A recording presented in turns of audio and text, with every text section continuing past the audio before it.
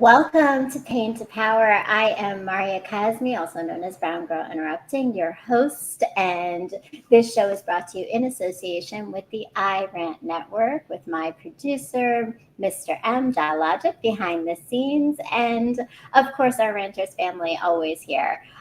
Welcome, and it is so nice to have you all here with me as we explore how to turn our pain into power and learn how others are leading with love. Before I bring my guest on today, who I'm very excited to introduce to you, I wanted to share some thoughts on this idea of pain and power. So this is a quote from the book Untamed by Glennon Doyle. And I love this one in particular. She says, "We can make our own normal. We can throw out all the rules and write our own. We can build our lives from the inside out. We can stop asking what the world wants from us and instead ask ourselves what we want for our world. We can stop looking at what's in front of us long enough to discover what's inside us. We can remember and unleash the life-changing, relationship-changing, world-changing power of our own imagination. It might take us a lifetime. Luckily, a lifetime is exactly how long we have."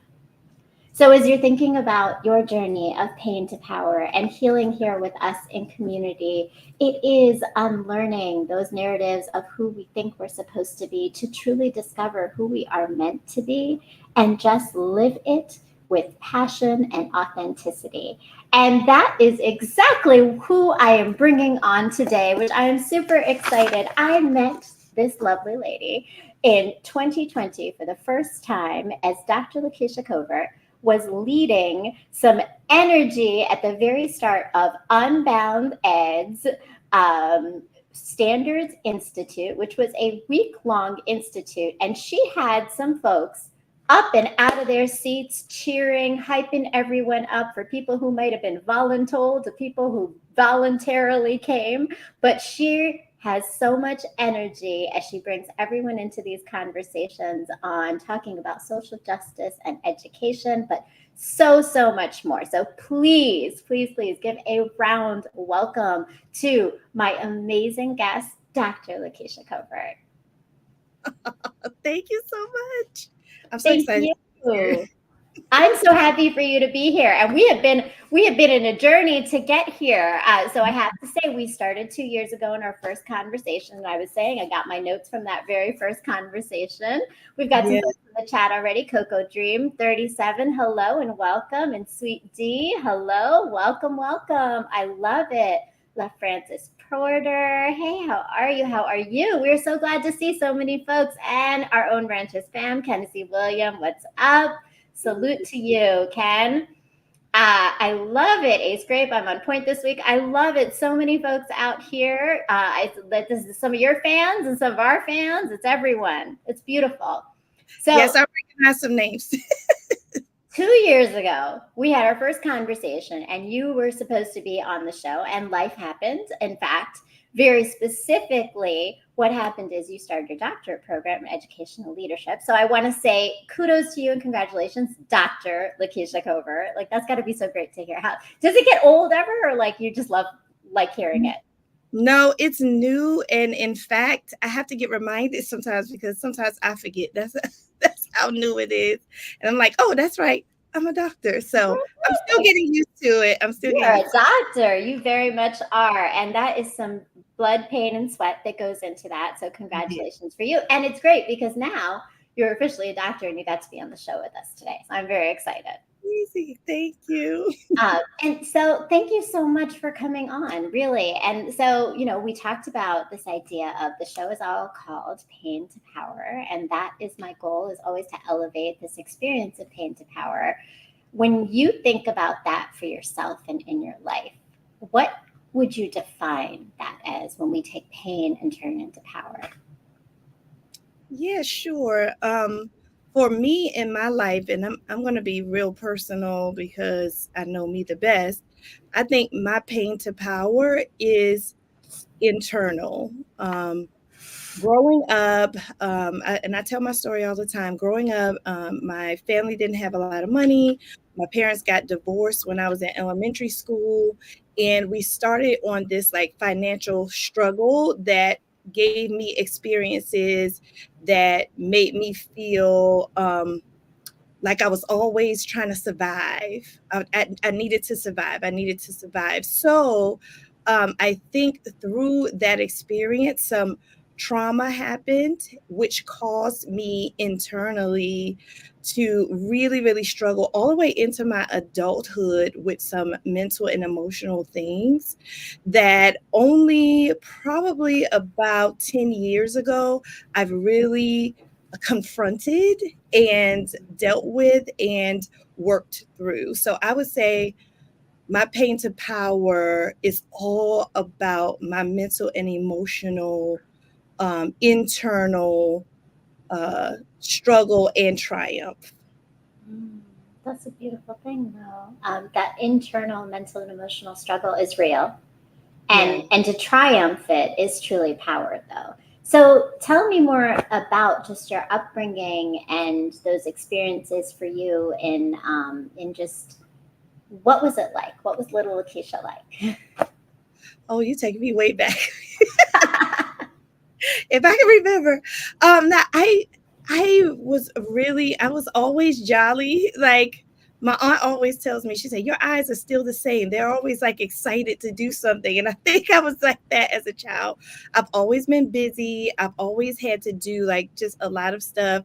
I grew up in a really big family. I have a lot of aunts and uncles.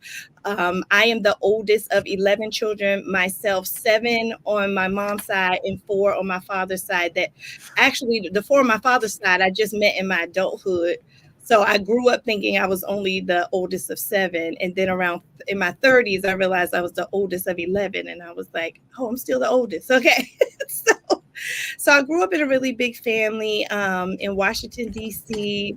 Uh, grew up really to today's standards really poor, and just trying to live, trying to make sure we have a roof over our head and things to eat. But despite that, I really believe I grew up with love. Everyone loved me to the best of their ability, even when it wasn't right for me. I do believe in my heart that everybody loved me to the best of their ability.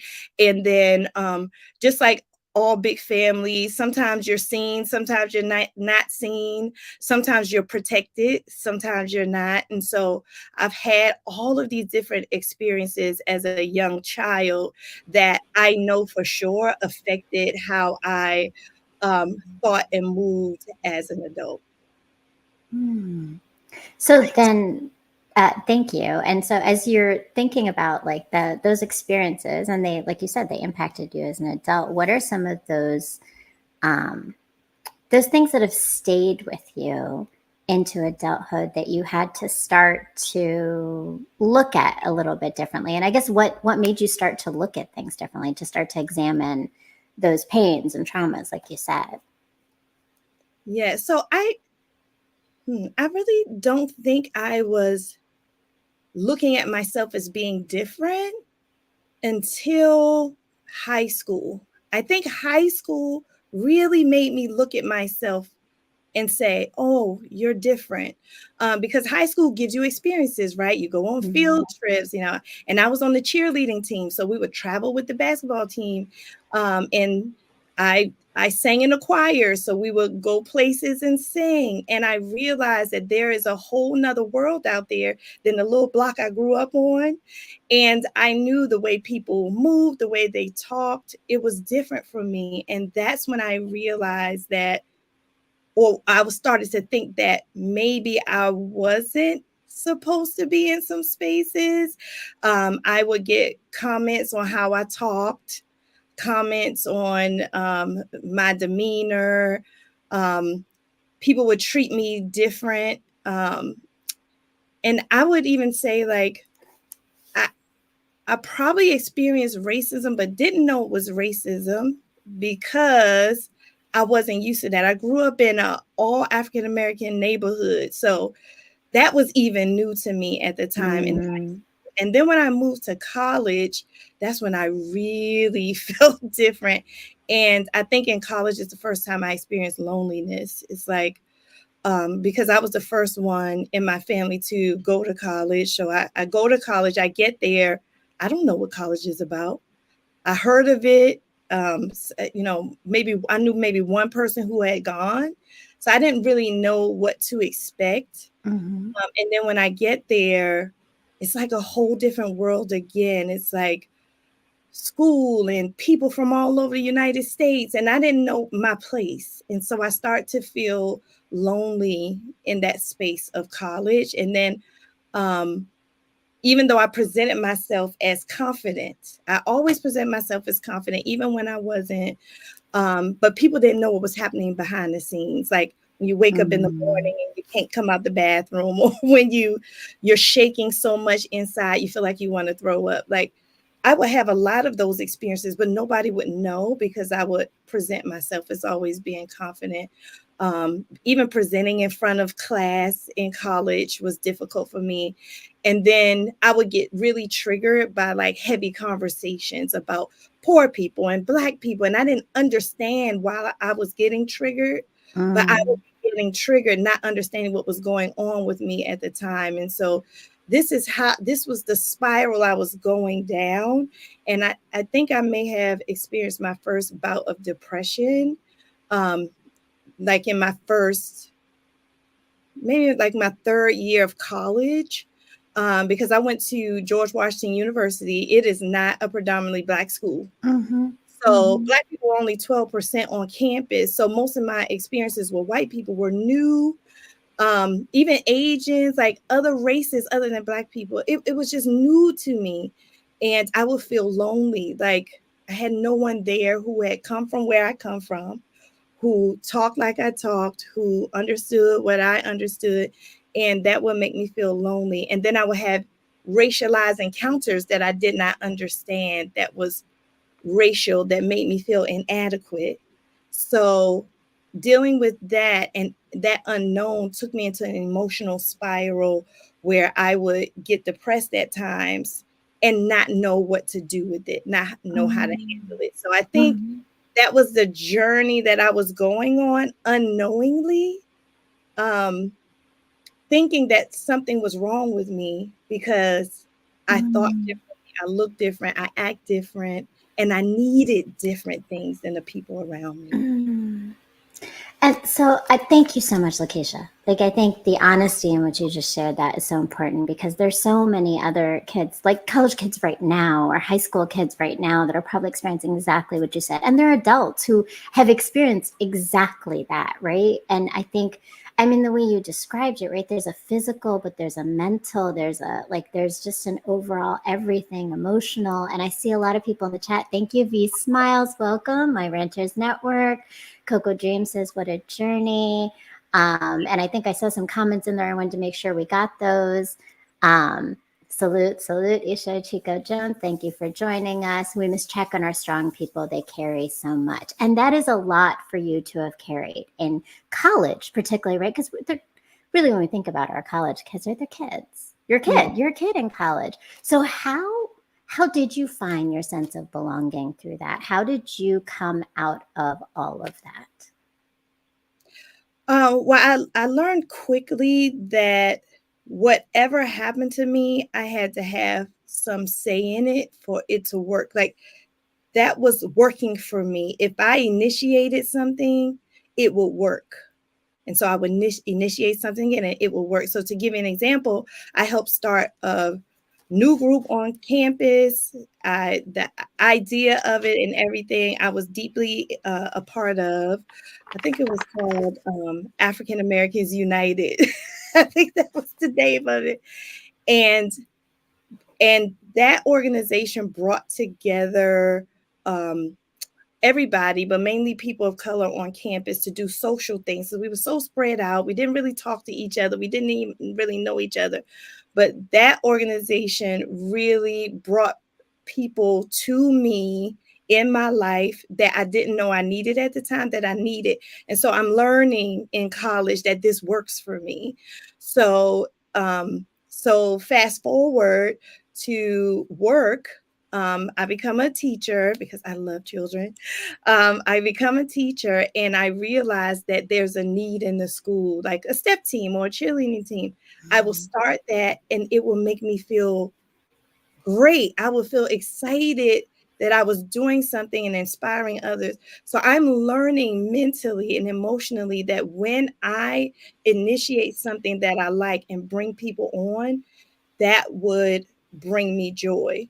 But still, it would not really be true joy until I did the deep work with myself and acknowledged that deeply something was still wrong. But that was how I was coping with it, is taking things in. And my sister, she told me, she was like, "You were a leader since you were born." I was like, "Really?"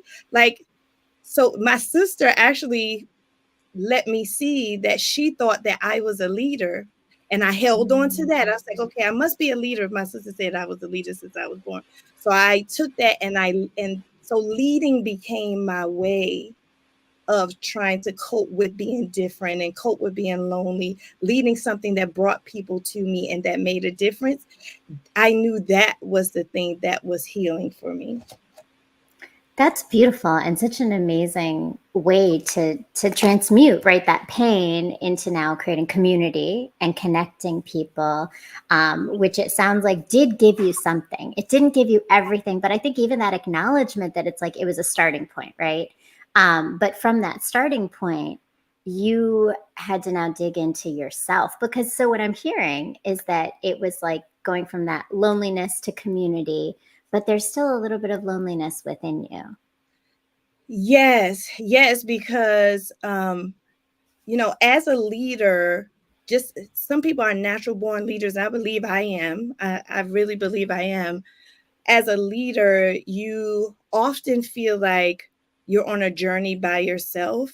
And it's okay. Like, leaders are okay with the journey being by themselves. But sometimes it's not okay.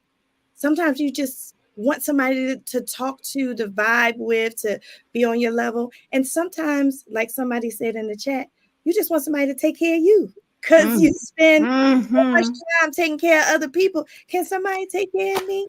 I know I'm strong. I know I'm confident. I know it seems like I got it all together. But do you know me well enough to know when that's not happening? That's such a So, powerful thing. Do you know me well enough? Well, and do I know myself well enough to recognize when I'm covering something and not really recognizing that too? yes, I'm so glad you said that, because one of the struggles I had too was expression. I grew up in a family where expression was intense. It was like intense expression, passionate expression, but it wasn't articulating. I did not grow up practicing articulating my voice and my emotions and my mental state. And I had to learn how to articulate that for people to understand me. And I realized that that takes practice. Like, a lot of people, they don't know how to talk it out and talk it through. That wasn't part of my community. In my community, you put your hands up if something's wrong. It was no talking anything through. So I actually had to learn that. And so when I did get agitated or frustrated, my first inkling was not to talk, if you know what I'm saying. So, so I had to learn how to express myself and not because I know I lead with anger. Like, my personality always leads with anger, and then I back off. And so I had to learn that too. So just, you're right, like, learning not only how you are, who you are, and why you are, but then to express that to other people so that they can really understand you. It takes practice. That is not something most people are born with doing. And so practicing that really helped me. Well, I love that. And when you said that, the reason I made that expression, because I was like I said, I announced, like at the very beginning, I was like, she was leading everybody in the conversation. Like, the energy, the expression is, to me, what I saw about you right away. Right. Like, so, but I think what you speak to is the complexity of when we have an outward appearance that people think they may know who we are, but in fact, inside and internally, we have our own struggles. And so I would ask you, like, when you said it takes practice, does it also somewhat take bravery, or did it take some kind of a bravery to do that expression? Because I always wonder that, right? To express our ideas and our feelings, we have to feel safe enough that they're going to be received too. That's part of the restriction on that. Yeah, yeah. I feel like I still work on bravery. To this day, I think I still work on bravery. It does take bravery, but it also takes you having somebody in your life who models it. I had to learn it because I never experienced it. So, my husband, we're high school sweethearts. So, in high school, I met his family. And when I encountered his family, I encountered a different way of communicating, a different way of loving, a different way of handling issues that taught me that there was a different way that was okay, that did not compromise me as a person. It's a different way to express myself that did not compromise who I was or my personality or my soul.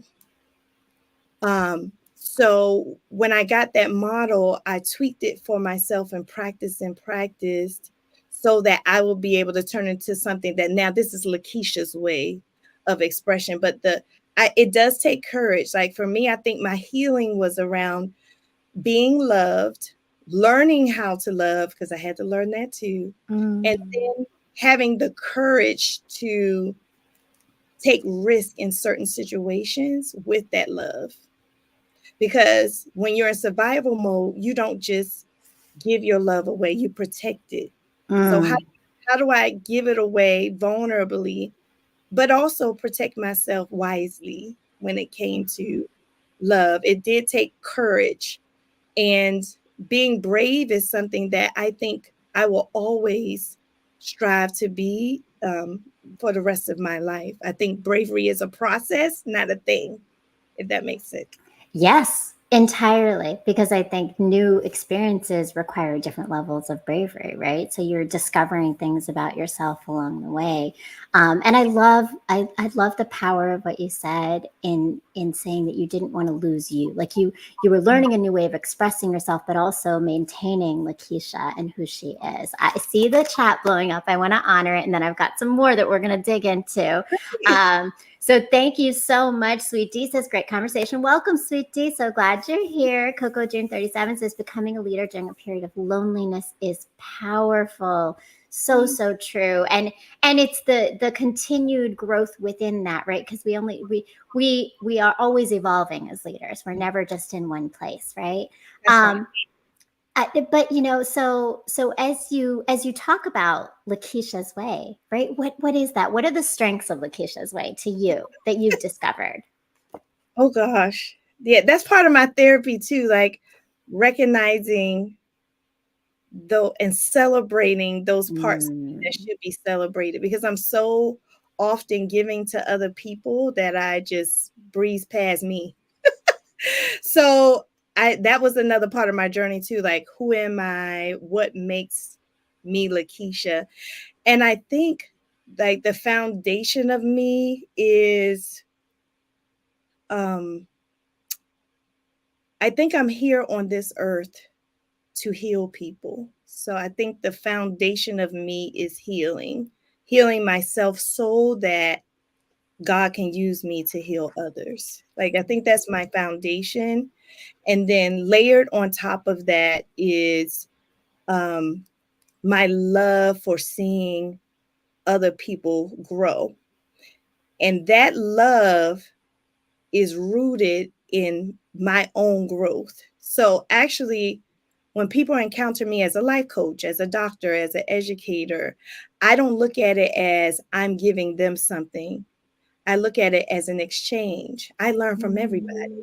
So I give to you, you give to me. I learn from my clients. I learn from my colleagues. I learn from my friends. I learn from my family. And then I hopefully also give them something that they can hold on to. And so when I encounter everybody, I want it to be a learning experience for me and them in an exchange versus, oh, I'm just showing up to be on this stage and then walk off. I don't like that one-way communication. So I think my way is to honor people and who they are and where they come from, and use that to inspire myself while I am also motivating them to be their best selves. So I think that's my way for sure. It's beautiful. And I think, so often we do things transactionally with people, and that's so much more reciprocal where everyone's gaining from it. And but it's feeding your soul is what it sounds like through that, which is a Yeah. beautiful thing. So, okay, all of this and this journey led you to write your book. Yes. Tell me a little bit about your book and what has so try success, it won't bite. I love the title. Tell me what got you to that title first, and then let's talk Well, about the book. Oh, I'm happy to talk about this title because it actually was hilarious. So, I wrote the book while I was a principal of a school on the weekends. It took me 2 years on the weekends. Every weekend, I would write a little bit, until I got to 10 chapters. I was like, okay, that's enough. And I would write this book. And I decided that the base of the book will be excellence. So excellence has 10 letters in it. So each chapter starts with a letter in the word excellence. And I do a lot of symbolic stuff like that. So I knew that was the book, but I didn't know the title. I was like, okay, this is the book. It's about excellence. It's like sort of like a memoir and a life coach in a book. I wanted it to be a life coach in a book. Like, even if you couldn't afford a life coach or go to a life coach, you read my book and you feel like you are going to make some positive change. So I had the book, was ready to publish it, didn't know it. While I'm going through this process, I go into my garage and I come out the next day with a huge like sore on my forehead. And I'm like, okay, it's just maybe like I just got bit by something. But it kept growing and growing and growing. It was awful. Like, I had to wear a headband and everything. And then when I went to the doctor, they were like, actually, we don't know what bit you. We don't know what bit you. I think it was a spider. To this day, I'm thinking I got bit by a spider. I have no idea because it was just huge and nasty and ugly. And I was like, wait a minute, you know what? That bite is symbolic of what I went through in my life and what people go through. Like, you're just on the path of life, and then something bites you and it gets nasty and it gets ugly and it grows, but yet you still have to deal with it. I still had to go to work with the headband on. Mm-hmm. I still Can't stop. So I said, okay, this book is about excellence and success your way. And I'll talk about what success means too, because it's different than what people think about success. But I was like, okay, to get to success, it's going to be painful, or it might not be, but it's going to be a process, a trial, a tribulation, similar to when you have a big nasty bite on your forehead and you still have to perform and go to work and everything. So try success, it won't bite means that even if you feel like it's going to be ugly, that it will hurt you, still try it and keep going. And I love that because it's the fear, right? People are so fearful of success. We want it, but we are fearful of it at the same time. And it's such a weird dichotomy, right? But I love, I mean, everything about that, right? First of all, when you said each letter stands for a part of your chapter in your book, I was just thinking that is Lakisha all the way through. I'd like gotta have an acronym, and that acronym's gotta have a something to say about a message, right? That's beautiful, and I love it. I love it. But so what is success to you then? Yeah, so I talk about in the book success not being money, cars, and clothes, because I have studied happiness, and happiness rarely has anything to do with being rich. As we know, a lot of rich people are unhappy, but success is your personal peace, joy, freedom, and happiness. So that's what I talk about. Success is, how do I gain peace? How do I gain love, joy? Freedom is my favorite word. How do I gain freedom, and how do I gain happiness? To me, those things give you success. And guess what? The money is just a residual effect. So in doing that, getting the money is a nice icing on the cake. But you say, if I have $1 million, I'd be happy. Really? You think you're going to be happy if you get $1 million? Let's see. Did you do your work yet? So, yeah, so that's what I talk about in the book. Just experiencing these things in a way that still gives you life excellence. Like one thing I talk about in the book is the power of change and anticipating change. And I when I coach people, I say, you know what? Life is built to bring you problems. Because people think they don't have to go through problems. They say, oh, I have a problem today. I can't believe this happened. But life is going to bring you problems. So let's establish that life's job is to bring you problems. But what's the purpose of problems? The purpose of a problem is for you to grow. Come on, that's right. It's for you to grow, solve it, get better. So let's wake up every day saying, what problem am I going to have today? And what am I going to do to solve it? What tools am I going to use in my life to solve it? Am I going to use my spiritual tools? Am I going to use my creative tools? What tools am I going to use to solve these problems? So that's just an example of what I talk about in the book. I love that, but that's pain to power, right? Take your pain and turn it into your power for certain. And Kenneth Williams says, can't be scared of how your idea might come out. Just do it and know it's going to be ups and downs, but it's up to you to know self-preservation and how to deal with it all.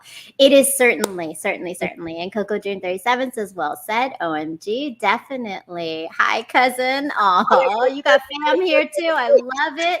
We got our ranters fam. We got Lakisha's fam. We got fans and supporters. Thank you so much to everyone in the chat.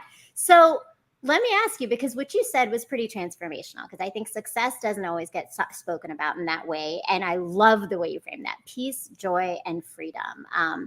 And it is, right? It is, because it's almost like success is really this internal success of life. Thank you and welcome, Last Men of Men, having the tools and open to receive the lessons.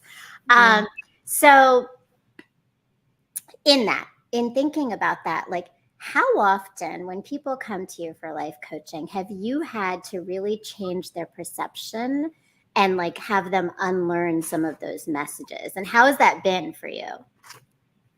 Oh, it's been so great. I love life coaching because my clients come to me about something, but it's always something else.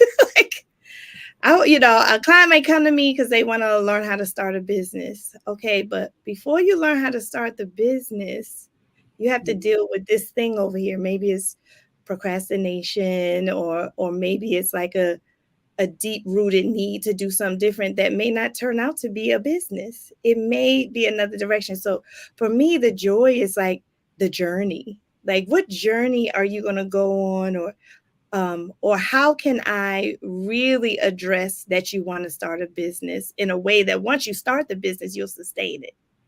So that is the powerful thing to me about life coaching, and just encountering people from all over. Most of my coaching is on Zoom, so I can coach anybody from all over the United States. And just hearing that even though we come from all different parts of the United States, and even internationally, but we all have the same things that we're dealing with. And I think that unity reminds me of when I used to be a cheerleader coach, or, when I brought people together. It's my way of still doing that thing that makes me happy, is bringing people together. So especially when I do group coaching, one thing that we do is we do something called a hot seat, where someone brings a problem to the group, and then everybody in the group works together to help that person solve the problem. And in helping someone else, you're actually helping yourself and learning. And so we go through that process as well. So just peeling the onion, like peeling the onion of life, so that we can walk away better than when we came. And I have to say that most of my clients, they do tell me that they walk away better than what they came with. So it's growth. It's growth, whatever that growth is going to be. And it sounds like people think they're coming for one thing. I love how you said that, but you take them to where they need to go. So you really are looking for the root cause of what's that block to the success. Yes. And that's what I had to do. That's what I had to do 10 years ago, when I realized, even though I was successful, college graduate, working in education, growing at work, I was still lonely. I was still lonely to the point where I had pain in my chest. I didn't know why the pain was there. I went to the doctor. The doctor said, "You're healthy." I was like, "Well, why do I have this pain?" And I was like, "I don't know." And then in my prayer one day, God was like, "You can't move forward until you address the pain." I was like, "Huh, God? I can't move forward until I address the pain." And I assumed it was the pain in my chest. So I ended up going to a counselor. And the counselor made me realize that I had some dark things that I actually blocked out of my life that I forgot happened to me. And those things were causing me, even though I was married to my husband for years, high school sweetheart, had children, everything, those things that I blocked out of my life were causing me to still feel lonely. And after going to that counselor for about 6 months, I hadn't had the pain. The pain went away. I was like, oh, that was really the deep rooted pain. And so I tell my clients, and like I tell everybody, you need a village around you that's just for you. You need a life coach, and you need a counselor, and you need a therapist, and you need a nutritionist. It's okay to build a village around yourself to help heal that pain in your heart. I had literal pain, but some people have more, not literal, but to help with that pain, you have to build a support system around you. And that's going to look different for everybody. It's going to look different for everybody. One of my clients I coached, I said, maybe you need somebody to help you clean your house. That's part of your village. The house cleaner now comes in to help you with your dwelling. So how can you use your resources, limited or not, to help build a village around you? Because that is going to help strengthen you and give you room to heal. I love that, because so often, particularly as women, we think that we need to do it all ourselves. And that is an unlearning right there. That village, this idea to reach out to others, to want others, and to need that as a strength is so powerful. And I love that that's the message that you are sending. So who is your village? Now you had your counselor, but who is the rest? Like, who are some of the people in that village for you that have helped you continue to stay strong and power through the challenges? Because like you said, problems are going to happen, right? So who has helped you through those things?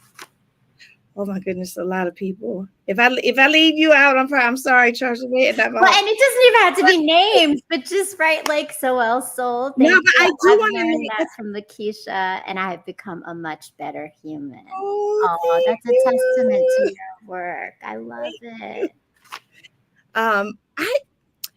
You know what? I think I have to give it to my husband.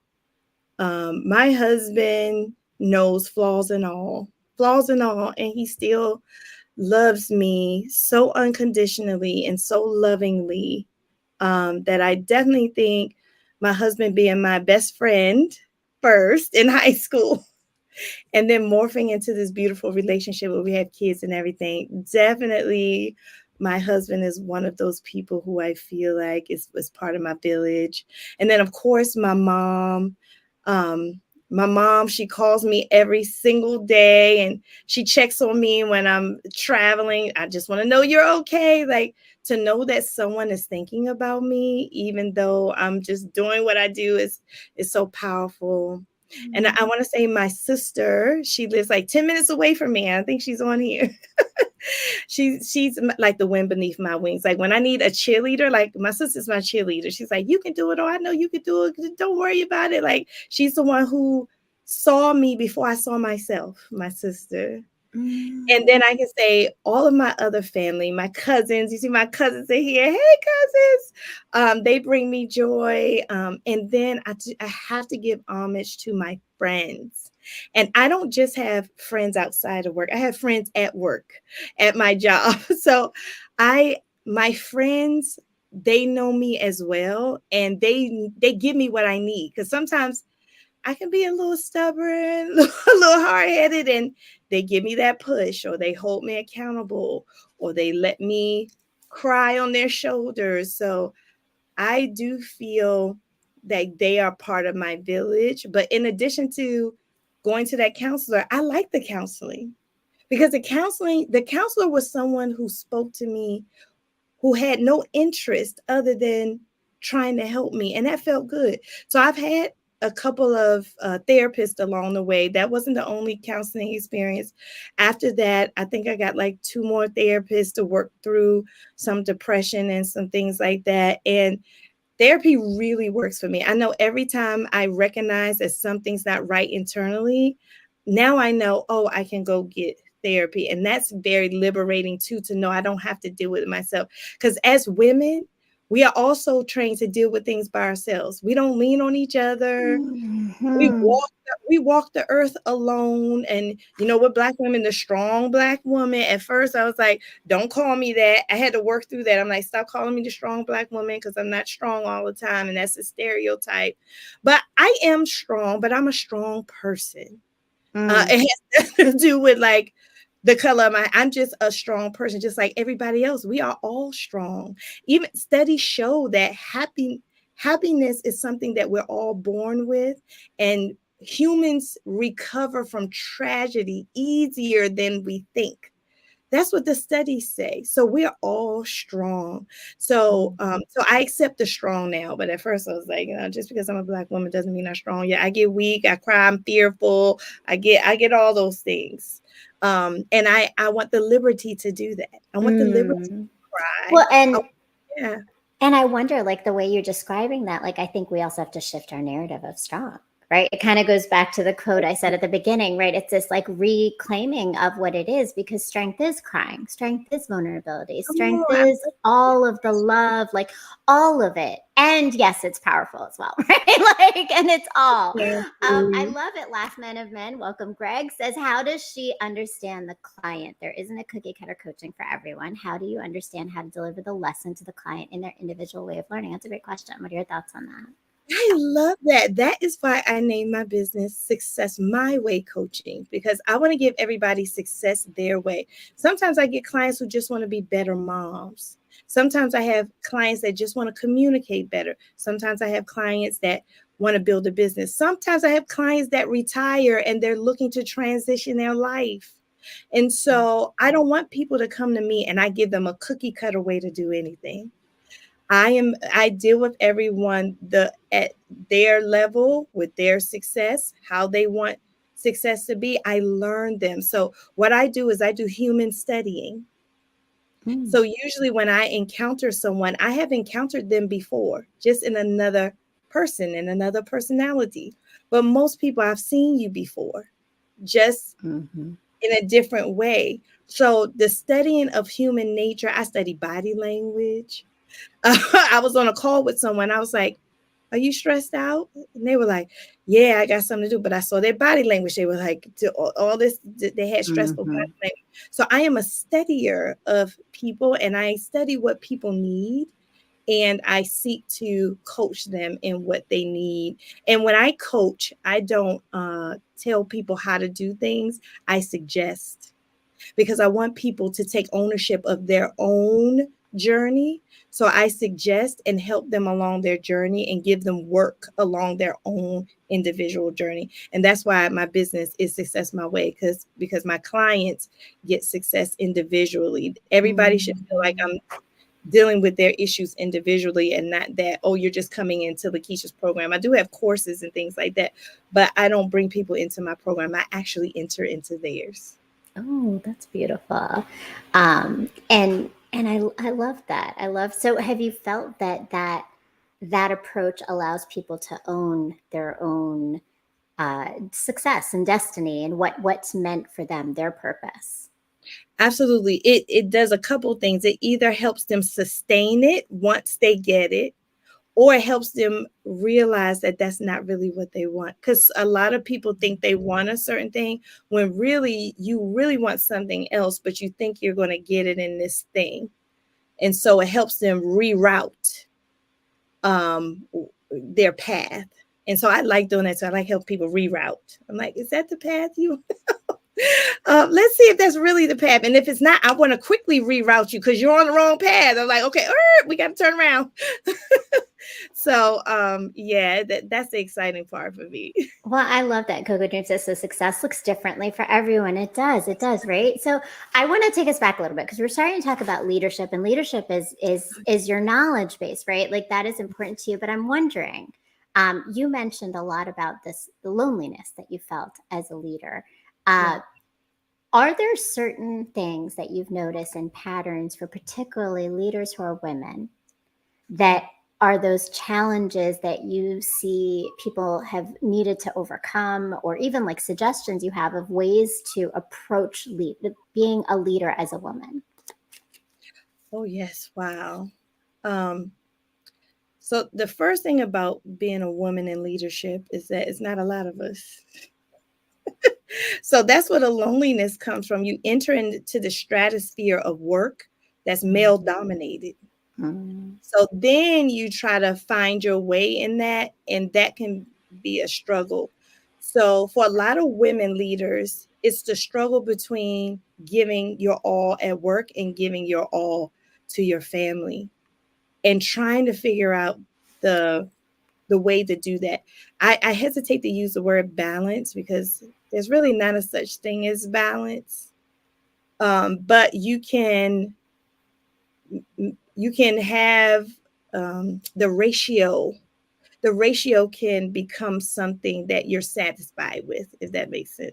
Mm-hmm. So Mm-hmm. with women leaders, the ratio of work to family to self has to be right in order for them to thrive in leadership. And so, as a leadership coach as well, I help leaders try to find that ratio that works. Because as a leader, the reason why you are a leader is because you do what nobody else does. You're willing to do what nobody else does. Somebody say, "Well, what is a leader?" It's somebody who's willing to do Yeah. what nobody else will.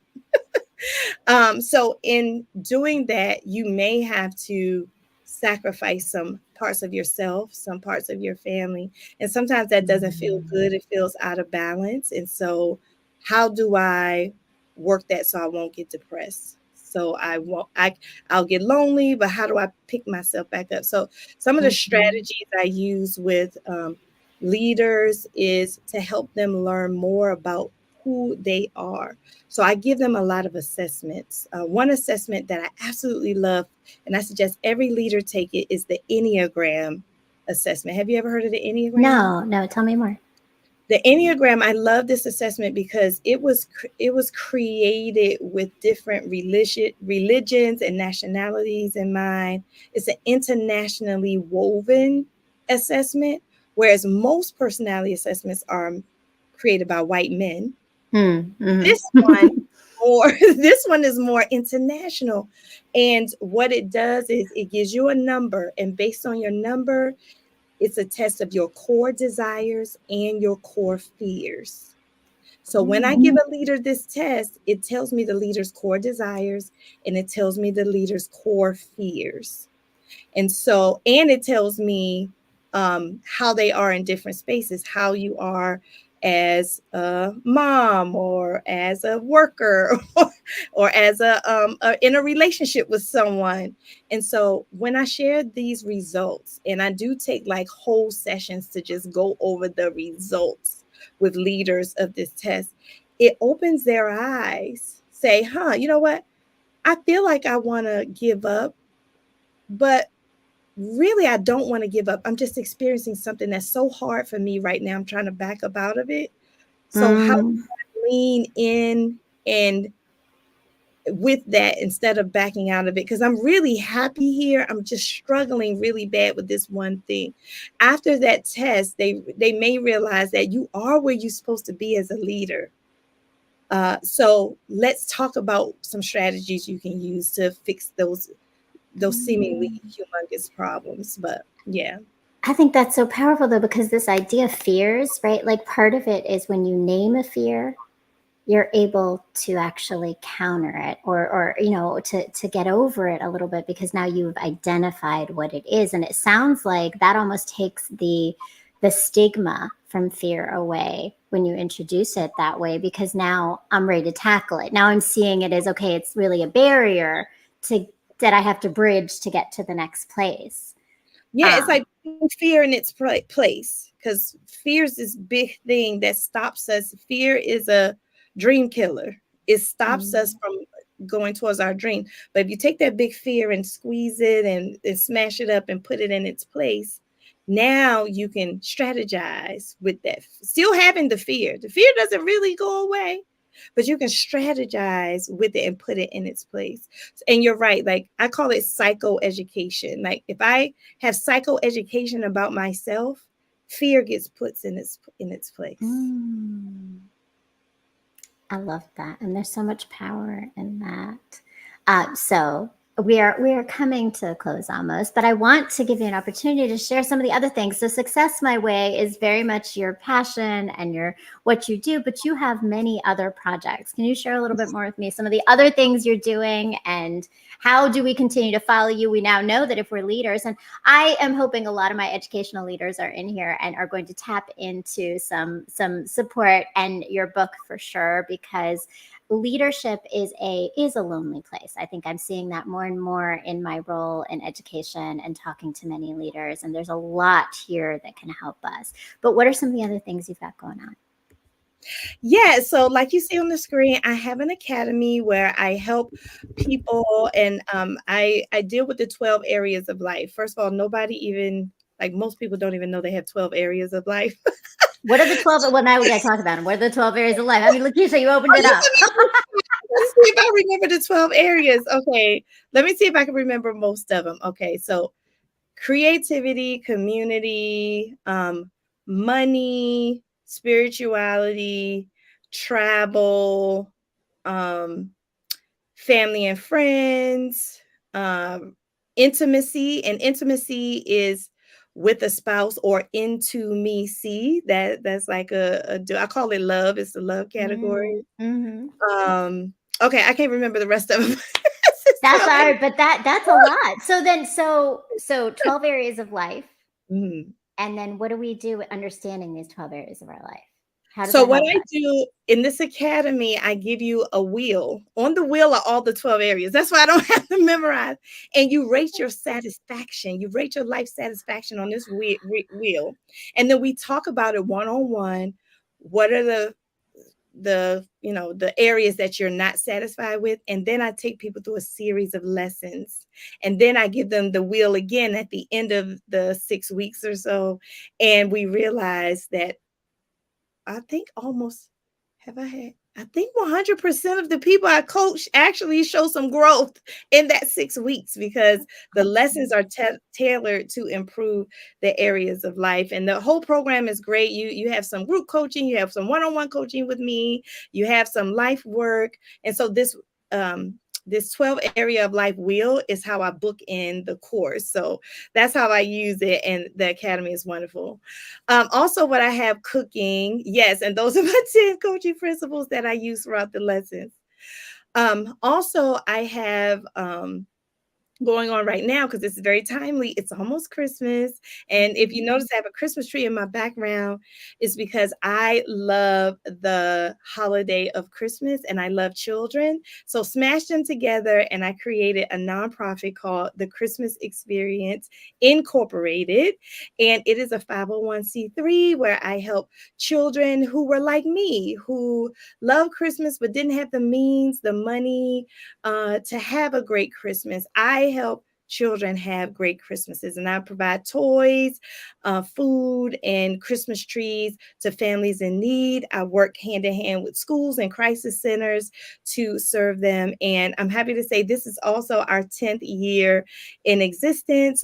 We are partnering this year with Target Corporation to do this locally for the DMV. So I'm really, really excited. And so I'm knee deep in that right now. So that is definitely like my heart project. is the Christmas Experience Incorporated. And I have a fantastic board, all women of color, the entire board. And we have been doing this for a long time. So I just want to shout out my board, shout out all of my volunteers. I have 20 plus volunteers. Shout out Target for your support and your grant help with everything. So if you want to learn more about that or donate, please go to tchristmase.org, tchristmase.org, and you can find pictures there and learn more about the nonprofit. I love it. And it's also in your direct me or your link tree, which is linked down below in YouTube. Make sure you go and check it out. That link will take you to all of the YouTube channels, the books, and my Christmas experience as well. So you'll be able to donate. And definitely that is so timely with the holidays coming up. Thank you so much, Lakisha. And thank you so much for your time today. Like, this has been such a great conversation. I know we're two years away in getting it to happen, but I'm so grateful. Thank you. So grateful that we finally made it real, right? So yes, this was a great conversation. Thank you for this. I've been on other podcasts, but the pain to power is so powerful. It's a powerful concept, and I just want to encourage you. Keep going, keep doing this. Even if you help one person, you have done so much. So I just want to encourage you to keep going with this. It's a very unique concept that's definitely needed in the world today. So thank you for this and doing this. thank you so much. And thank you. So before we close out, I want to know for you, you said at the beginning, I know that acknowledging yourself is a harder thing, but what are the things you are really proud of yourself for? Because this is a lot you've accomplished. And I'm like, and now I've known you, Lakisha, since 2020, right? And I'm like, we've had so many conversations, and so much of this is still like, wow. Like, she did all that. Like, and I know there's Unbound Ed friends working, like, who are watching this right now, who are also like, you show up and you're amazing, but you don't even talk about all the things you're doing. So, what are those things that you are most proud of? Oh goodness. I think I'm most proud of really raising my kids. I didn't mention it, but I'm a mom of 4 children. And to be true to myself while also raising human beings to be true to themselves and to see their growth. 2 of them are grown at this point, and to see them as grown people doing their thing, I'm like, yeah, okay, I did something right there. So I think that's like one of the biggest things I'm proud of. And then another thing I think I'm proud of is my revelation that I have a gift, and that gift must be shared in order for me to feel fulfilled. So, and I believe that gift is helping people live happy and abundant lives and healing through that process.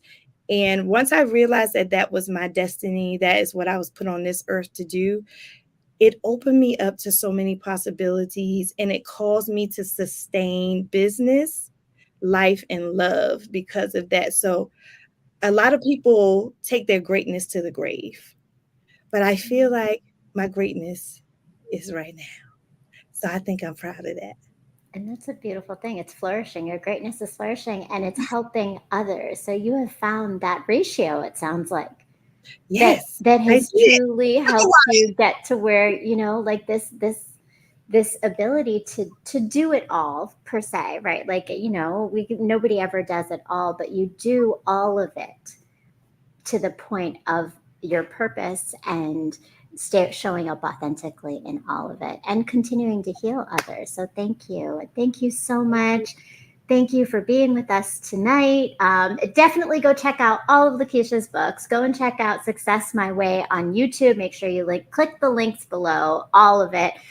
Follow me as well. I am Brown Girl Interrupting, and I have to give a big shout out again to my producer, Mr. M. Logic, the man behind the scene, always amazing. To all of our Ranters fam for coming in, and all of the audience and supporters who have been here tonight to support us. And please make sure that you like, you comment and you follow and subscribe to the channel.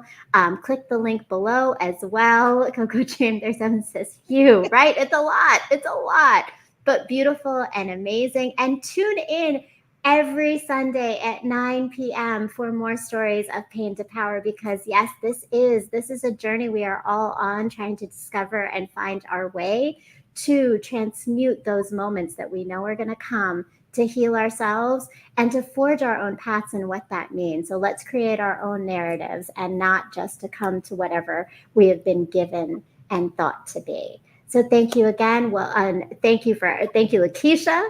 And thank you to all of you for joining us tonight. Please make sure to tune in every Sunday at 9 o'clock here on Brown Girl Interrupting on YouTube. And please make sure, if you have a Roku TV, that you go to your Roku TV network. I don't know, Lakisha, if you know, and my friends who are in the chat, on Roku TV, go to the iRant channel, and you will be able to see Pain to Power and many other shows that are on the iRant network that are produced by Mr. M himself, as well as many amazing hosts and different people doing different projects on the channel itself. So please go and download iRant on your Roku TV or your Roku stick, and make sure that you are following all of us. And thank you again to Lakisha. Have a beautiful evening, and peace, love, and light.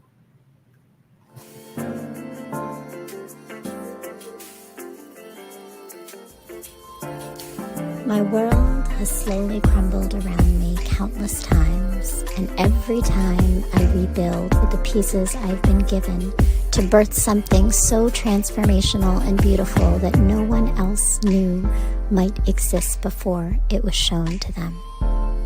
These moments tend to coincide within my romantic path. The universe has been telling me to focus on the revolution and not romance.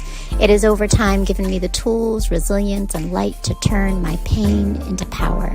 And only now do I see that the key to this always resided in the love and knowing I had in myself, not from the external sources of family or men.